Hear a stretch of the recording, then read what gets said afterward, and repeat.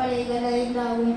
ஒன்று, அல்லாஹ்வை தவிர வேறு இறைவன் இல்லை என்றும் முஹம்மது நபி ஸல்லல்லாஹு அலைஹி வஸல்லம் ஆகிய நான் அல்லாஹ்வின் தூதர் என்று சாட்சி கூறுவது. இரண்டு, தொழுகையை கடைப்பிடிப்பது. மூன்று, ஜகாத் வழங்கி வருவது. நான்கு, ரமலான் மாதத்தில் நோன்பு நோற்பது. ஐந்து, இறையில்லம் காபாவில் ஹஜ் செய்வது. அஸ்ஸலாமு அலைக்கும் வரஹ்மத்துல்லாஹி வபரகாத்துஹு. அடுத்து ஹாமித் ஆத்திஃப், ஈமானின் அடிப்படைகள்.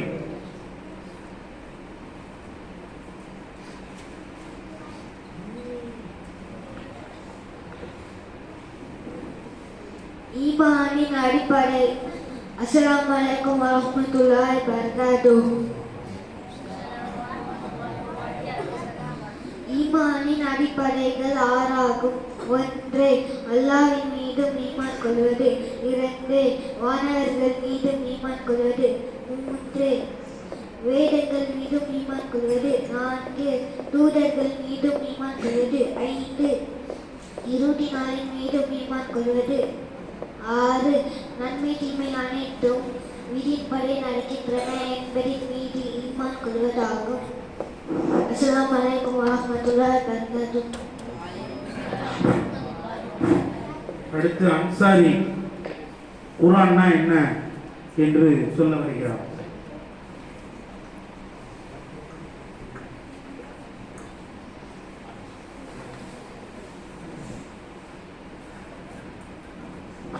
அஸ்ஸலாமு அலைக்கும் வரஹ்மத்துல்லாஹி வபரகாத்துஹு.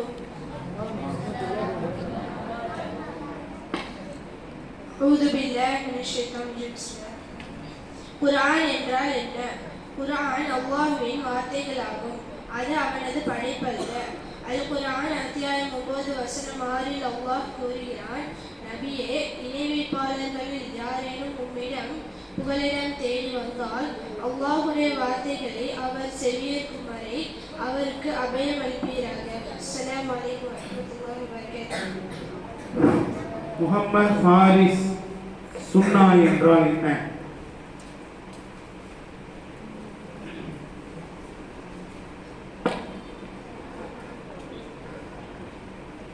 அஸ்ஸலாமு அலைக்கும் வரஹ்மத்துல்லாஹி வபரகாத்துஹு. சுன்னா என்றால் என்ன? நபி ஸல்லல்லாஹு அலைஹி வஸல்லம் அவர்களுடைய ஒவ்வொரு சொல்லும் அல்லது செயலும் அல்லது படைப்பு மற்றும் குணம் ரீதியான பண்புகள் அனைத்தும் சுன்னாஹாகும். அஸ்ஸலாமு அலைக்கும். நௌஃபல், பித்அத் என்றால் என்ன?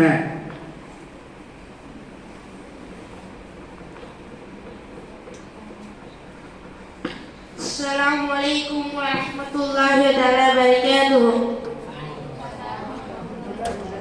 பிதாத் என்றால் என்ன?